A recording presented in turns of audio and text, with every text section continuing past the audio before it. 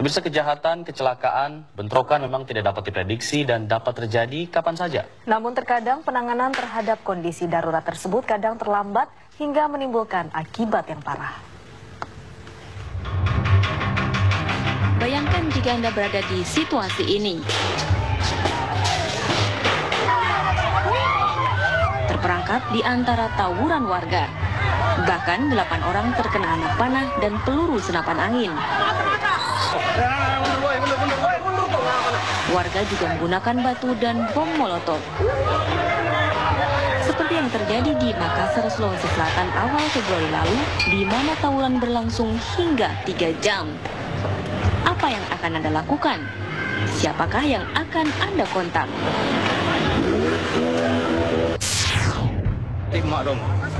Atau jika Anda melihat puluhan orang mengejar dan kemudian menangkap serta memukuli seorang pelaku pencurian sepeda motor hingga tak sadarkan diri, bahkan nyaris tewas. Seperti yang terjadi di Bengkulu Selasa lalu. Jika polisi terlambat datang, entah apa yang dapat terjadi pada si pelaku. Bagaimana pula jika Anda mengalami peristiwa seperti Senin lalu ini, di mana 5 orang dilarikan ke rumah sakit di Tasikmalaya, Jawa Barat setelah mobil yang ditumpangi mereka tertabrak kereta api.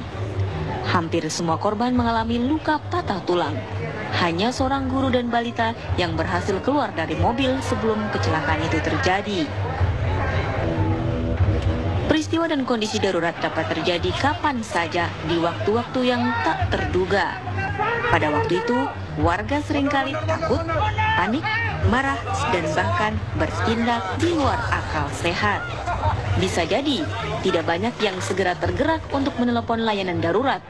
Entah itu karena memang tidak terpikir atau jangan-jangan tidak tahu kemana harus melapor kondisi darurat itu. Tim TV One mengabarkan. Ya, mungkin itu yang jadi pertanyaan semua orang. Jika ada kondisi darurat di sekitar kita, kemana kita harus mengontak? Yang paling mudah diingat dan juga mudah dihubungi tentunya. Nah, jika dulu ada layanan 112 dan 110, sekarang ada layanan darurat Polri yang baru diluncurkan. Nomornya masih sama, 110, namun teknologi dan sistem kerjanya kini diharapkan lebih cepat, yakni 5 hingga 10 menit bertugas atau petugas tiba di lokasi. Bantuan Polri selamat siang, dengan Lolian yang bisa dibantu.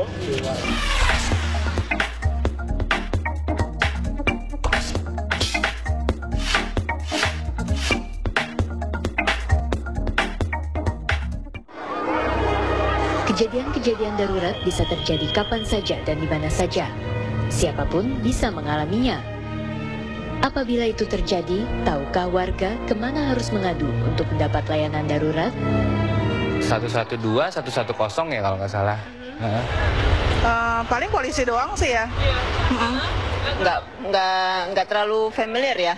Saya taunya cuma 911 aja, tapi nggak berlaku di sini kali ya. 122. Apalagi selain itu? Nggak. Nah, bagi Anda yang belum mengetahui kemana harus mendapatkan layanan darurat, informasi ini mungkin berguna untuk Anda. Sejak 30 Januari 2013, polisi telah meluncurkan kontak center Polri di nomor 110. Cukup dengan menghubungi nomor 110, warga dapat melaporkan aduan atau keluhan darurat, meminta informasi, dan bahkan memberikan saran kepada kepolisian. Bantuan Polri selamat siang, dengan Lolian yang bisa dibantu. Sebelumnya, Polri telah memiliki layanan serupa di nomor 110 dan 112. Namun, layanan tersebut tidak aktif. Kali ini, pengaktifan kembali nomor 110 diharapkan dapat mempercepat tindakan polisi atas laporan masyarakat. Polisi memberlakukan layanan ini di seluruh Indonesia dengan menyediakan 100 operator. Pusat layanan Polri 110 ini terhubung melalui sistem komputerisasi dengan 465 Polres serta piket polisi perairan dan udara di Indonesia.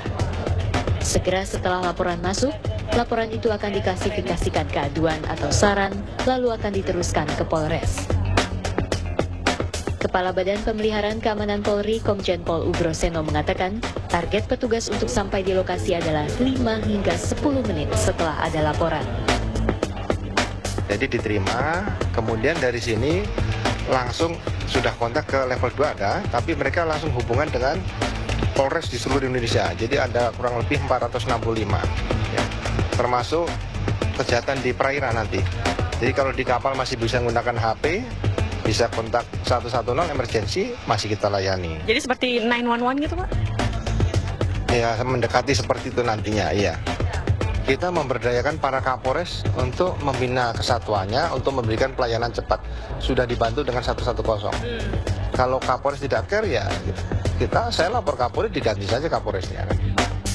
Berbeda dengan layanan darurat sebelumnya, kali ini 100 tenaga operator atau agen yang bertugas menerima panggilan adalah tenaga terlatih dan bukan dari jajaran Polri.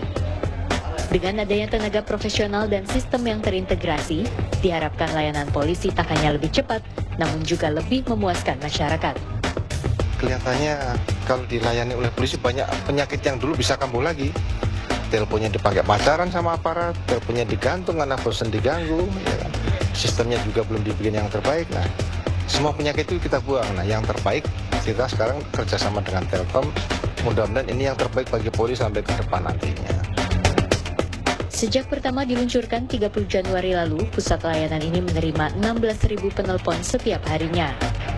Semua aduan masyarakat terekam pada sistem komputer, sehingga apabila ada aduan yang tidak ditindaklanjuti, dapat diketahui melalui rekaman tersebut. Jadi ada dua tahapan, ada tier 1 atau level 1 yang menampung semua informasi, kemudian ada tier 2, ada level 2 yang memilah itu. Apakah informasi ini berkaitan dengan pencurian, apakah ini yang gangguan keamanan, atau isu yang terjadi yang merupakan kerawanan masyarakat. Ya. Nah, yang ketiga, aspek juga yang penting, semua call itu di-record, gitu ya. Di-record, kemudian secara statistik bisa dibuat dalam laporan yang terpadu. Baik, mohon maaf karena pelanggan kita serius, layanan kita bisa kasih gitu kan. Terima kasih telah menghubungi Bantuan Polri, selamat siang. Namun, jangan coba-coba iseng dengan layanan 110 ini, karena semua rekaman aduan dapat dilacak dan si penelpon dapat dikenai sanksi. Jika nomor yang sama bermain-main dengan layanan 110 hingga 3 kali, maka nomor tersebut segera diblokir dan tak dapat lagi menghubungi polisi dalam kondisi benar-benar darurat sekalipun. Dari Jakarta, Femi Nugraha, Sarah Narolita, TV One mengabarkan.